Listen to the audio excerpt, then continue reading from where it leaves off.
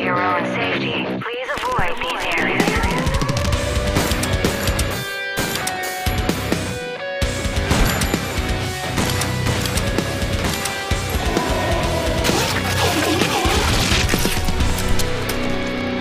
Salut tout le monde, salut Émeric. Salut, ça va? Ça va très bien, merci. Bienvenue dans ce nouveau numéro de Classé 18+, un numéro évidemment aux saveurs de Paris Games Week, parce que c'était il n'y a pas longtemps. Mais il y aura aussi d'autres choses, de manière, vous allez voir ça avec le sommaire. Et on commence ce Classé 18+, avec un reportage sur Rise of the Tomb Raider.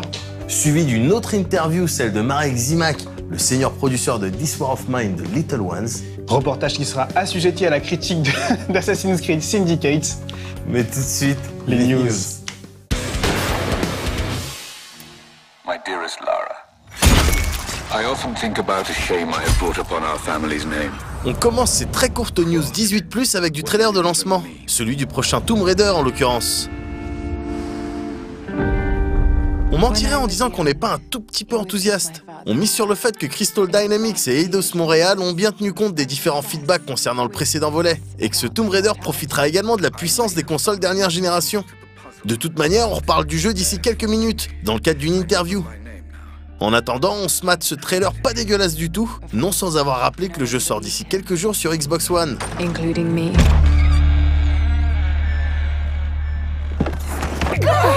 It's me. Hannah, I'm so sorry. Dad was right.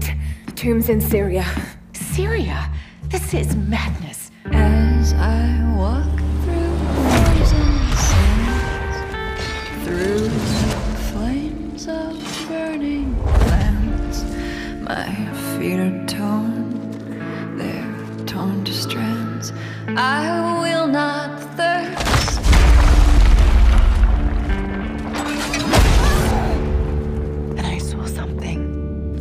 I realized my father was right.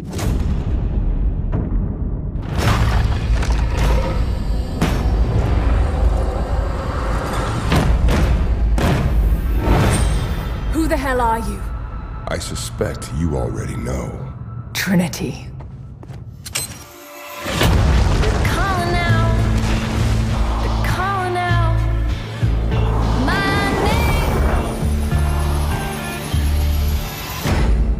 I led them to it, Jonah. The divine source is real. We've got to find it first. Siberia it is, then.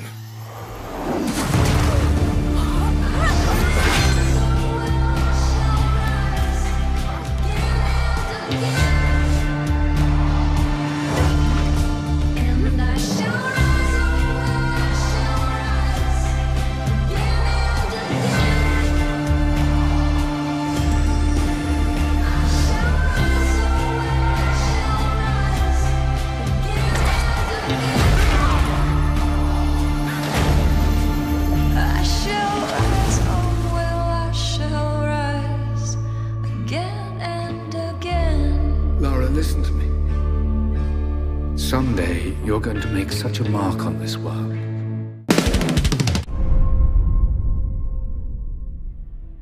On reste dans le trailer de lancement, et on se regarde maintenant celui de Fallout 4 évidemment, lui aussi disponible d'ici quelques jours sur PC et console. Le trailer installe un certain nombre d'intrigues présentes dans le jeu, comme cette histoire d'institut et de synthétique, une nouvelle menace visiblement. Le trailer en profite également pour nous rappeler que dans Fallout 4, il y aura beaucoup de bagarres, avec beaucoup d'ennemis, et des grosses armes, et des Gatling, et des grosses armures aussi. Donc a priori, on est bien.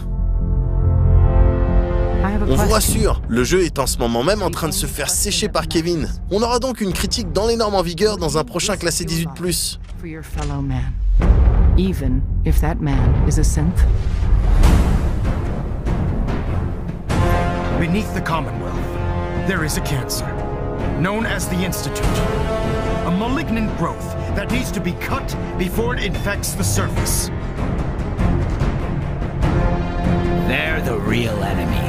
Not the Raiders. Not the super mutants. Not even those tools over in Diamond City. Don't shoot! I swear, I'm not a synth. For God's sakes, we're family! This is ridiculous. I want the truth, McDonough.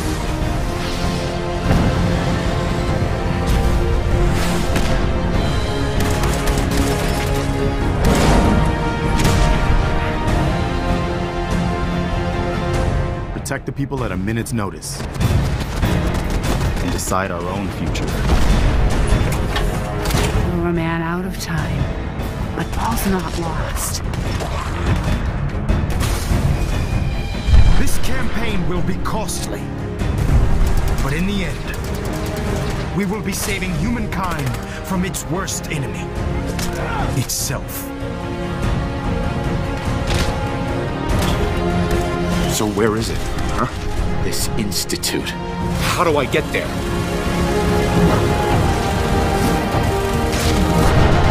Haven't you been paying attention? You don't find the institute. The institute finds you.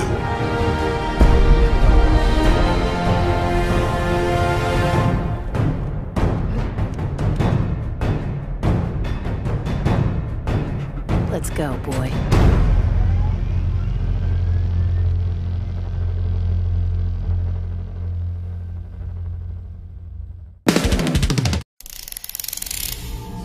Et on termine ces courtes news avec le futur, pas post-apo, hein, mais un des futurs du jeu vidéo, White Day, un des premiers jeux d'horreur qui utilisera le PlayStation VR. Le jeu, PC à la base et développé par et pour les Coréens, date en fait de 2001, mais le casque VR de Sony va tenter de lui redonner une nouvelle jeunesse. Attendez-vous ici à vivre de sales expériences en tant que lycéen, mais autrement plus traumatisantes qu'un devoir qu'on aurait oublié de rendre.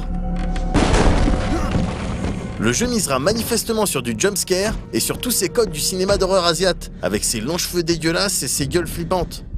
Le jeu a clairement le potentiel de souiller des frocs, même si pour le moment, aucune date de sortie précise n'a été annoncée si ce n'est un vague 2016.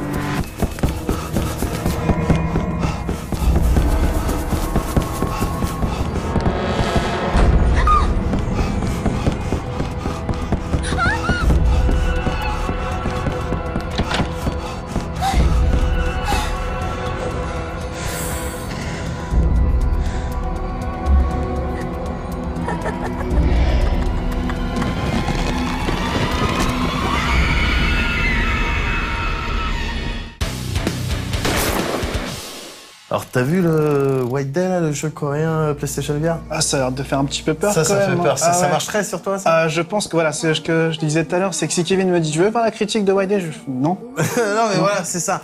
Parce que c'est marrant parce qu'en ce moment, et notamment grâce au Paris Games Week très récent, il y a des grosses discussions sur le VR. Est-ce que ça va être le futur Son du jeu vidéo? utilité, etc. Est-ce que ça va être une partie du futur? Est-ce que ça va fonctionner? Est-ce que ça va pas juste être un gadget? Typiquement, mais c'est pas nous qui le disons, ça a été dit par plein de personnes, mais le genre horrifique, les jeux qui font peur, c'est tout indiqué hein, pour une expérience VR. Et le truc, c'est que t'imagines que t'es en train de paniquer. Tu vois, tu joues à un jeu d'horreur normal, t'as ta manette, bah, tu la lâches et tu vas dans ton salon. Bien sûr. Tu fais ce que tu veux. Là, t'as une sorte de, comment dire, de processus, tu vois, pour arrêter de jouer. C'est genre, tu dois, enlever le truc, bon, t'es encore en train de flipper, tu vois. Donc, quelque part, tu vas peut-être le faire tomber, ça coûte 400 €, t'as les boules. Mais du coup, ta dignité qui n'a pas de prix pour le coup. Et en plus. Bah voilà, et en plus. Donc, c'est compliqué, tu vois, c'est c'est pas joli à voir en plus. Non, clairement, moi, ça me ferait un coup critique sur moi, clairement, comme tu le dis. J'aurais vraiment les pétoches. Alors là, en l'occurrence, sur ce jeu en particulier, bon, je sais pas, parce que même si effectivement je suis sensible à une certaine forme de cinéma d'horreur japonais, avec des cheveux, enfin vous voyez quoi je parle, avec des bras qui grimpent sur les murs comme ça, là, comme dans The Ring ou je sais pas quoi. Qui sont sur des coins avec des cheveux qui bougent comme ça et puis des gueules de connes. Ouais, effectivement, bon ça peut marcher sur moi, mais pour moi c'est pas le summum de. Attends, mais en VR, ça veut dire qu'elle est derrière toi. Elle est derrière toi. Peut être bizarre. Tu te retournes, elle est là. Tu te rends compte du truc ou pas là? T'es oppressé à mort. Ouais, je suis d'accord avec toi. J'en tremble, tu vois, limite là, genre en y pensant. Je te propose de te calmer justement en parlant d'une expérience peut-être un peu plus classique. T'as fait une interview, n'est-ce pas? De Vincent Monnier, Eidos Montréal pour Rise of the Tomb Raider. Bon, bah regarde ça.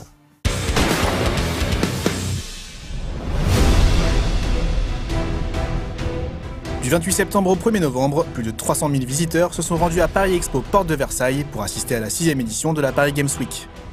Une édition marquante d'ampleur plus que jamais internationale, rythmée par une série de tournois, une conférence riche en annonces et la présence d'une multitude de titres récents ou de titres à venir jouables en avant-première. Comme d'habitude, un grand nombre d'éditeurs ont répondu présents. Et dans ce salon aux allées très, voire trop remplies, on pouvait ainsi se lancer dans quelques phases de bataille intergalactique chez EA, tâter un peu de multi de Battleborn chez 2K, ou faire quelques drifts dans Sébastien Loeb Rally Evo du côté de chez Milestone.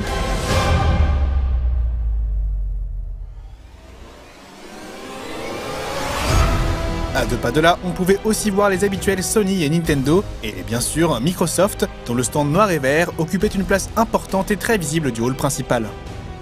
Le constructeur y présentait évidemment Halo 5 Guardians, dont la sortie coïncidait avec la date d'ouverture du salon, mais aussi Rise of the Tomb Raider, la suite du reboot de la série.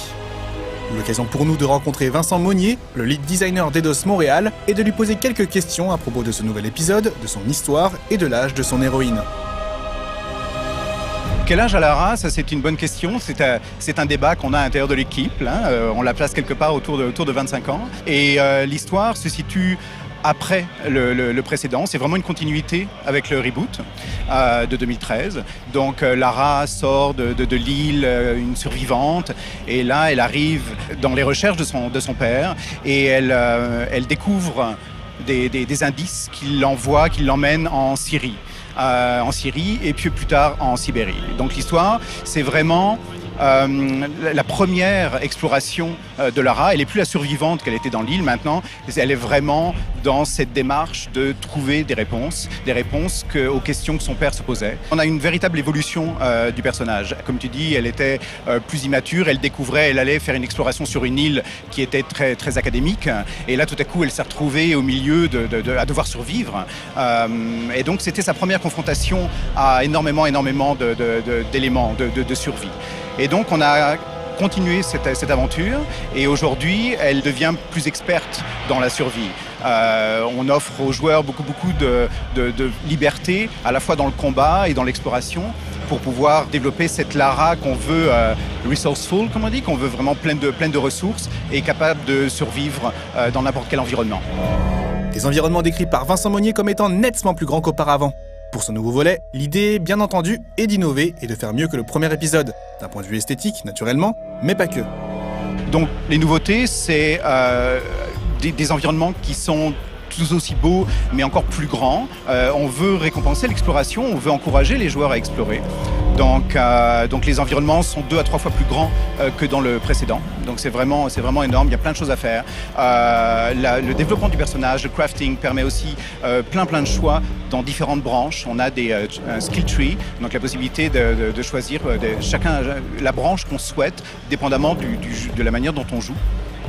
On a aussi graphiquement pousser le réalisme encore plus loin, à la fois au niveau des cheveux de Lara qui sont très très iconiques, aussi dans le visage, la peau, les expressions, une nouvelle motion capture, une nouvelle techno de motion capture. Et donc ça c'est un élément effectivement nouveau.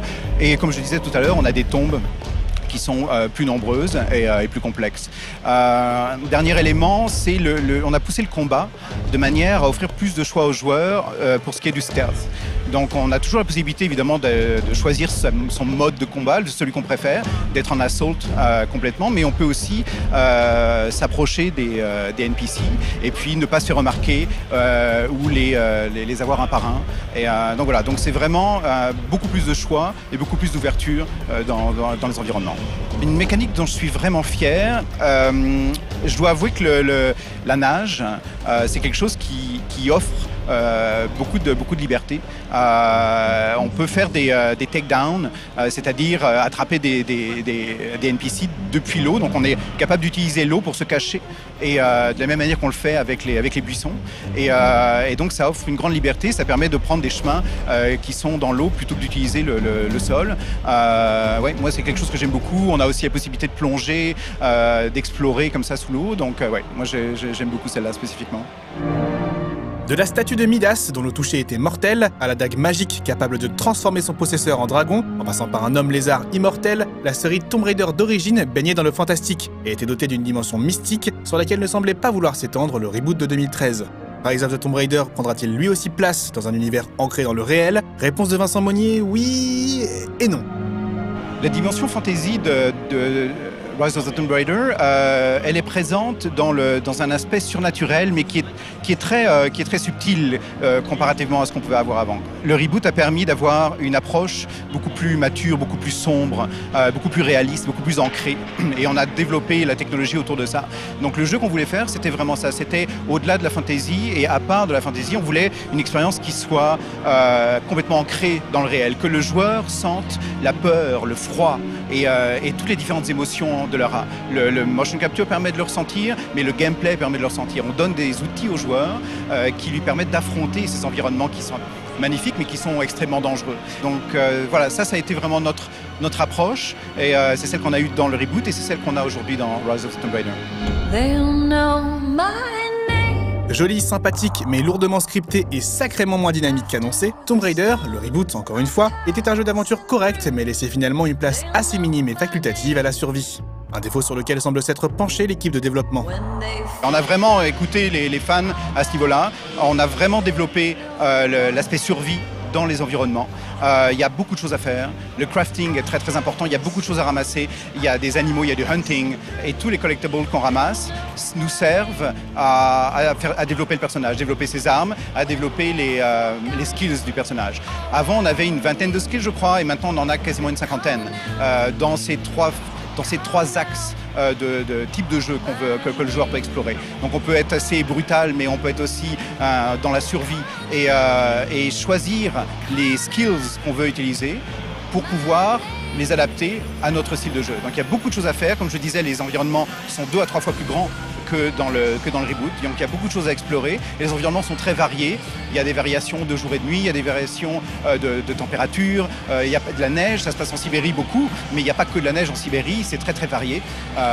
Donc voilà, je pense que les joueurs vont être très très très très contents de découvrir tout ça. Des animations plus détaillées, des environnements plus vastes, un open world moins désert, un système de survie plus poussé, Rise of the Tomb Raider enterrera son prédécesseur.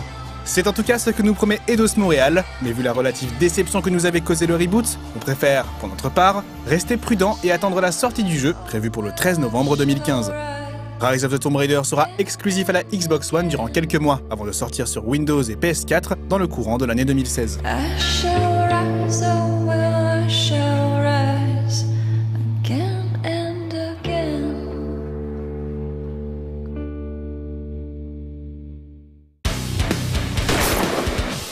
Ok, très bien. Et ça sort quand tout ça là? Ça sort en novembre, donc en fait ce mois-ci, donc très très bientôt. D'accord. Sur.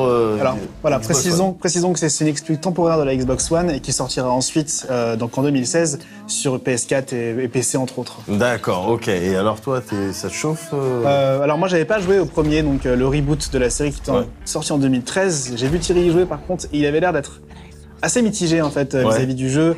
Il y avait des choses qu'il aimait bien, d'autres qu'il aimait un petit peu moins, notamment donc l'aspect survie. Je crois qu'il s'était pas mal vanté de l'aspect survie avant la sortie du jeu et on s'est rendu compte que c'était mis ça en avant. C'était pas vraiment ça.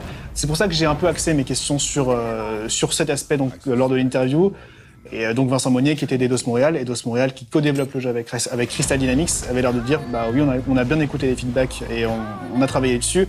Maintenant j'attends de voir s'ils ont vraiment travaillé dessus, ils vont vraiment donner quelque chose de conséquent. Ouais. Dans ce cas-là, ça pourrait être vraiment très intéressant. D'accord, ok. Juste, j'ai rarement croisé quelqu'un, un dev ou un producteur qui me disait non, les feedbacks, on en a rien à foutre. Ouais, bah, c'est clair. Mais ce que je disais, mais aussi, c'est qu'il aurait pu me dire bah non, pars dans notre direction, on a vraiment une vision en tête et on va la suivre. C'est vrai, parce qu'il faut pas oublier que bon, écouter les feedbacks, c'est aussi à double tranchant parce que tu risques aussi de faire un jeu qui est un petit peu moins original. FF13.2 par exemple, ou des trucs. On en a des exemples où les gens oui, on écoute tout ce que vous nous dites et puis au final t'as un truc c'est un petit peu bizarre. Mais là, Aymeric, je te propose de parler de toute autre chose, en l'occurrence de se mater une interview de Marek Zimak, donc effectuée par Luc Kevin. Marek Zimak qui est le senior producteur sur This War of Mine de Little Ones, la version console, c'est la version console, voilà. Et la principale différence, c'est que dans The Little Ones, il y a aussi des enfants, quoi.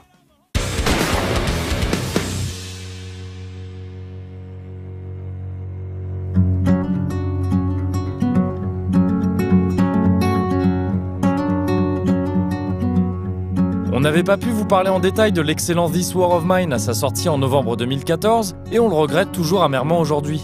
Enfin, on le regrettait, puisque depuis l'annonce de This War of Mine The Little Ones sur PS4 et Xbox One, on sait qu'on va pouvoir y remédier. En attendant, petite séance de rattrapage avec Marek Ziemak, producteur chez 11-Bit Studios, qui a bien voulu nous parler du jeu à l'occasion de Paris Games Week. This War of Mine is a game that was originally released at first on PC, Mac, and Linux. It's a game, well, creating a story of civilians trapped in a besieged city. The game doesn't have really a well-defined plot. It's about you controlling a group of civilians trying to make a living through the conflict. You're simply trapped, you run out of water, you run out of food, you're not sure how the whole conflict will evolve. So you're just like, you know, one of us that if a situation like this would happen to us, we would be probably doing the same thing as the characters in game are trying to do. So they're trying to survive, and that's what the whole game is about. Now, This War of Mine, The Little Ones, is the installment of a game that's going to be available on consoles, PS4 and Xbox One. But it's not a simple port, because after releasing the PC version of the game, our heads were still full of ideas, of elements that we could not add to the game at the very beginning because, you know, of time constraints, and there were more important elements to take care of in advance. But many players started asking us whether we're really, they started asking us whether we will be releasing the game on consoles because they own this kind of equipment, they would also like to enjoy the game, and we thought that, well, it's a great idea, it's a good idea, yes, we would like to do that, but because we'll be changing our focus to consoles, let's do it like, 110%. Let's not simply port the game, but also add some additional content that will really be meaningful. And that's how the Little Ones were created. That's basically This War of Mine extended by adjusting, of course, the controls to the consoles, but also and mainly by adding children into the game. So until now, you could only control mature characters. Right now, you can also have the little ones in your shelter, which basically redefines the experience in many ways. The game simply becomes even more emotional now, because these are, small, harmless people, and you have to be taking care of them while there's a huge conflict happening around you. That's basically it. That's the concept of the game. Plus grosse nouveauté de cette nouvelle version, la présence des enfants touche à un sujet sensible et peu souvent abordé dans le jeu vidéo. Pour autant, la décision de les intégrer semble avoir été prise assez naturellement chez 11-Bit. Believe me or not, but this was very natural. Many of our developers are parents, and when they started thinking about war, and because of the game is very personal and we were trying to base it on experiences that other people had regarding war, and we also were thinking of how would we be reacting and what would we do in such a hard situation, many of us right away since the very beginning started thinking about their children. Because obviously they wouldn't, leave them anywhere, that they would do their best to just protect them. So it was very natural. It was maybe too much for the first release, but it was still inside us, and once we decided to create the console version, it was like the #1 element that we wanted to add to make the game even more natural for us. Si leur simple présence dans un contexte aussi sombre reste étonnante dans le jeu vidéo, les enfants tiendront tout de même un rôle à part dans The Little Ones, et il ne sera évidemment pas question de les envoyer au casse-pipe. In the game, you can take control of the children, But as you know, the game is divided into two, let's call it modes. That's also something that we've learned while reading about people who survived in conflicts. This is that usually during the daytime you're trying to lay low to, you know, maybe get a little bit of sleep, but also do something inside of your house, prepare for the upcoming events, because it's very dangerous outside. And if you have to go out, you usually do it during the nighttime because it's easier to hide. And that's how the game is structured as well. So during the day you're in your shelter with your whole group. And that's the moment where you also see and interact with the children and you can take control of them. But during the nighttime, you can be selecting one of your teammates to go and look for supplies, to go scavenging. And you can only choose, because you can choose a single person, you can only choose mature characters to do that, because children, they wouldn't handle it, that's the first thing, and it would be definitely too scary and they're too delicate. So you can't control them in this element. Dans ses réponses, Marek Ziemak a plusieurs fois décrit This War of Mine et The Little Ones comme des jeux personnels. Si l'on imagine assez bien en quoi l'expression est tout à fait adaptée aux produits d'un petit studio comme 11-bit, elle prend aussi un sens tout particulier quand on sait d'où vient ce même studio. The game is personal in many ways. First of all, it was our own unique concept, and it was one of the ideas that spawned in the heads of the owners of the company. But it got to their heads because we're from Poland, and we have a lot of war stories in our heads. These might be old, but somehow they're alive inside of us. Our grandparents, like, I think all of the developers, or maybe not all, but many, heard a lot of war stories from their grandparents. How it was, what was happening, how they were besieged, how they were fighting in many situations. So, of course, when we were children, we didn't really understand the drama of these situations. We were a little bit fascinated. But then when we were growing up, we slowly started to realize how difficult times these were and what our grandparents had to go through. And it affected us emotionally somehow. So I think whenever there was war or conflict we heard about, there's a chance that we knew a little bit more about how really bad it is. That it's not only soldiers fighting somewhere, but that there are civilians and people whose, homes are being bombed, whose sons are being killed. And because of the concept was always somehow in our hearts, making a game about it at one point was very natural. But we also,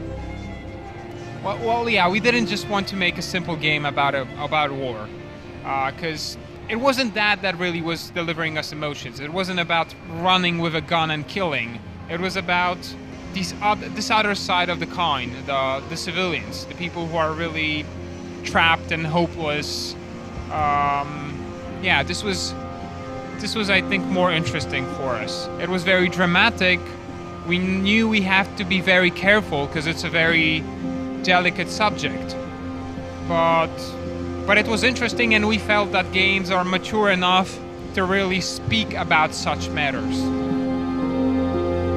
C'est donc un sujet particulièrement lourd pour les développeurs que This War of Mine et The Little Ones se proposent d'aborder. Un sujet dont il faut bien arriver à se libérer au bout d'un moment, en travaillant sur un nouveau jeu par exemple. Currently, we are also in development of a new game. It's still unannounced, so I can't go into details. All I can say is that it's totally different again. So it's different than This War of Mine. It's mature in terms of mechanics, in terms of the development, because we as a studio, we grew. We gained a lot of experience. So you can expect, I believe, a really fun and mature game.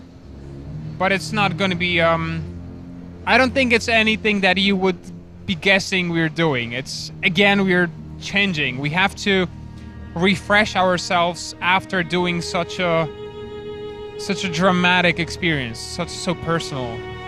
Mais d'ici là, il est possible qu'11-bit doive encore travailler sur This War of Mine pendant un certain temps. Pour finir la version The Little Ones, bien sûr, puis peut-être pour la porter plus tard sur ordinateur. For now, the little ones are only available on consoles. We would love to bring it to PC maybe one day, but for now we're really focusing. We're not a big studio. We can't do everything at once. So we're trying to focus on polishing and releasing the console version. And we'll see how the time will show whether we'll be able and how we'll be able to deliver it to different platforms. But yes, we would like to do that sometime in the future. En attendant, on tâchera évidemment de vous reparler de The Little Ones à l'occasion de sa sortie sur console, début 2016.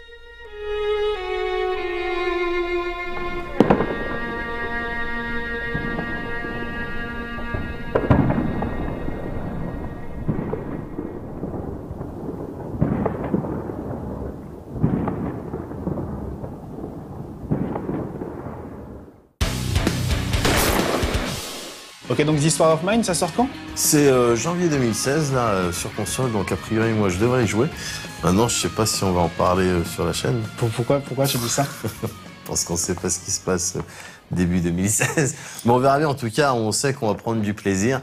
Quelque chose qu'on peut pas spécialement dire pour le jeu de la critique qui va suivre. C'est Assassin's Creed. Syndicate. Voilà, il y a des trucs, il y a d'autres trucs. Hey, je vous propose de regarder la critique, comme ça tout le monde est fixé.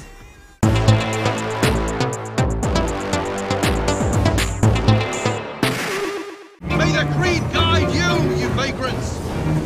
Poor man, more afraid than ever. Years have not been kind. E.B. Fry, where do you get it from? The same place as you, Jacob. Pour être franc, on n'attendait pas beaucoup de choses de cet Assassin's Creed. Unity, même s'il était bourré de défauts, avait tout de même le mérite d'être le premier sorti sur console dernière génération. D'après pas mal de rumeurs, on sait aussi que beaucoup d'efforts sont investis dans le prochain Assassin. Ce qui fait de ce Syndicate un style d'Assassin's Creed du milieu. Un épisode qu'on a sorti parce qu'il en fallait bien pour cette fin d'année. Un film renforcé par le fait que Syndicate est développé par Ubisoft Québec, un genre d'équipe B qui n'a bossé sur la série que pour nous sortir les DLC plutôt chelous d'Assassin 3. Nos attentes n'étaient donc pas spécialement élevées, un état dans lequel il est du coup un peu plus facile de se faire agréablement surprendre, et c'est presque ce qu'il s'est passé.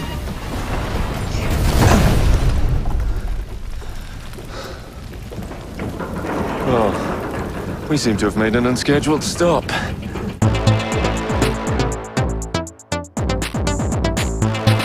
My mistake. Ladies and gentlemen, the unstoppable Fry twins. Pas au niveau de l'histoire, hein. Ça reste un Assassin's Creed. Vous incarnez ici les jumeaux Fry, Evie et Jacob, tous deux élevés par un père qui leur a appris tout ce qu'il fallait savoir sur ce conflit séculaire entre Templiers et Assassins. And I've got all I need right here. Aujourd'hui, Assassin confirmé, les jumeaux décident de monter à la ville, Londres en l'occurrence, pour sévir sur leurs ennemis de toujours.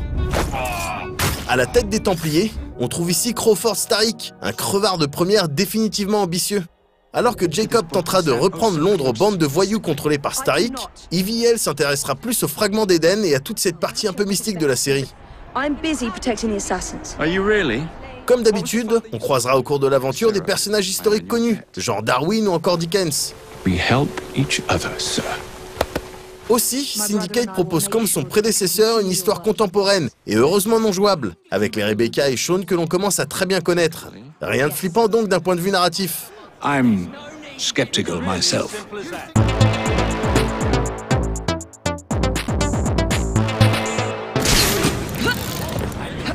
Syndicate se pointe en revanche avec quelques mécaniques intéressantes et inédites pour le coup. Le grappin en premier lieu. Ce dernier permet de s'adonner aux joies de la tyrolienne, mais vous êtes surtout à atteindre le sommet d'un bâtiment en quelques secondes. Une feature utile et bienvenue lorsque l'on veut atteindre un point d'observation situé très haut. C'est aussi un style d'aveu d'échec si on y réfléchit. Une manière de dire, on sait qu'à la longue c'est casse-couille les grains. Parmi les innovations, on peut aussi parler de votre QG, là où vous décidez de vos prochains assassinats, qui est désormais mobile. Votre train parcourt ainsi toute la ville et c'est vrai que c'est agréable comme moyen de transport, d'autant qu'on peut y revenir en fast travel à tout moment. En parlant de se déplacer, on va également parler de la calèche et répondre à une question qui était restée en suspens. Non, les possibilités ici ne sont pas infinies. On peut effectivement conduire, mettre des coups avec, se battre sur les toits ou se cacher dedans, mais c'est tout. En termes de nouveautés, on a enfin cette possibilité de switcher de personnage. Ces derniers possédant d'ailleurs des compétences et des équipements séparés. À terme, en débloquant les dernières passives, Evie sera plus à l'aise dans la discrétion alors que Jacob excellera dans la bagarre. Pour le reste, on a affaire à de l'assassin classique. On doit ainsi reconquérir la ville quartier par quartier en remplissant des missions d'assassinat, de kidnapping aussi, ça c'est nouveau, ou de libération de camarades. Vous disposez d'ailleurs d'une bande, les Rooks, que vous pouvez recruter pour vous aider dans vos tâches. Il est toujours question de points d'observation pour repérer les différentes activités du quartier. L'occasion de se rendre compte du nombre assez impressionnant, presque décourageant, de trucs à faire. Les combats enfin sont peut-être l'aspect le moins digeste de Syndicate. On est sur le modèle de Unity. On remplit les ennemis et on contre-attaque lorsqu'un de nos assaillants tente quelque chose. Un peu à la Batman en fait, avec même la présence d'un compteur à combo. Syndicate nous pousse d'ailleurs à varier nos assauts, genre brise-garde, enchaînement et utilisation d'un accessoire, comme le jeu de Rocksteady. Le problème, c'est que les enchaînements sont beaucoup trop longs, tout comme les mises à mort. On a le sentiment qu'Ubisoft Québec est allé trop loin dans ce délire. Honnêtement, certains moves sont pas nécessaires, c'est bon, le mec est mort quoi. On lui a cassé toutes ses dents, crevé 4 fois les yeux et brisé le crâne sur 2 surfaces différentes. C'est lourd. Et pendant ce temps, ceux qui attendent sur le côté que leurs potes finissent de se faire sécher ont l'air complètement cons.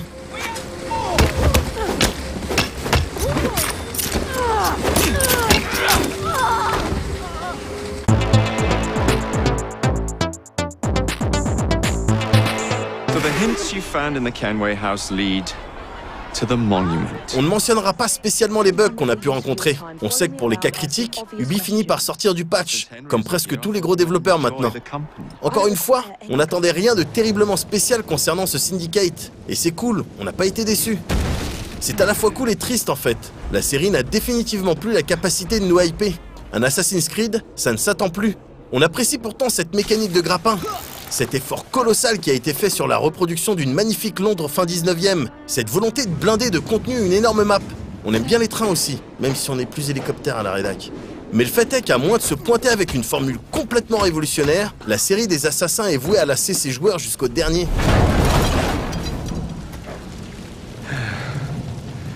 Maybe next time I'll walk.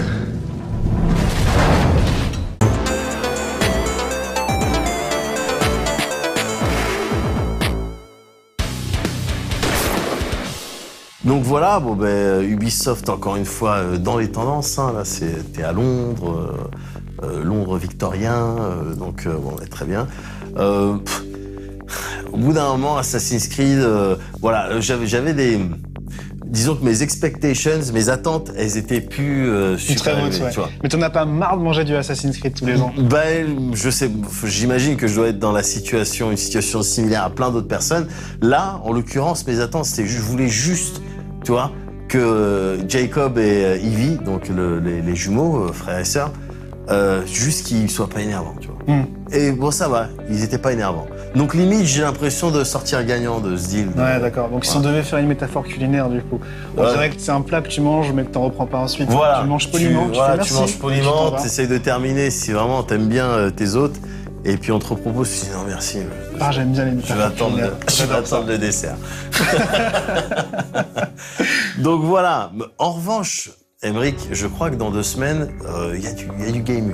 Il y a du jeu. Il y a du jeu dont on va parler et du jeu, ma foi, fort intéressant. Ah oui, qu'est-ce qu'il y aura? Bah, normalement, en règle générale, c'est on le dit pas, du on tease. On laisse le tease comme ça, d'accord. Je suis pas très habitué parce que ça fait longtemps que j'ai pas fait un classé 18+. Bah ouais. J'ai oublié un petit peu. Mais maintenant, c'est là qu'on a les codes, news, du coup, là, maintenant. Non, bah juste. Ah, c'était au début. Ça. Ouais, voilà. Ah, d'accord. Les codes, c'est la fin tease. Tease. Et après, on fait comme ça. Et on dit à dans 2 semaines.